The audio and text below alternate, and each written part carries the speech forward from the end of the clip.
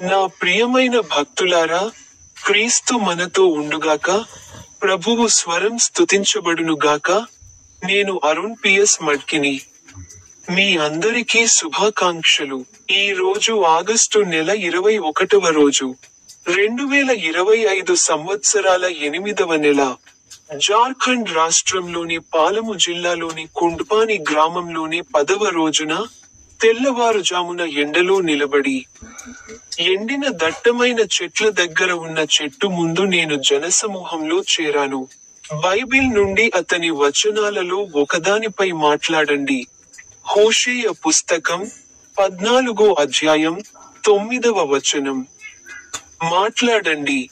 జ్ఞానవంతుడు ఈ విషయాలను అర్థం చేసుకుంటాడు. నైపుణ్యం ఉన్నవాడు వాటిని అర్థం చేసుకోగలడు.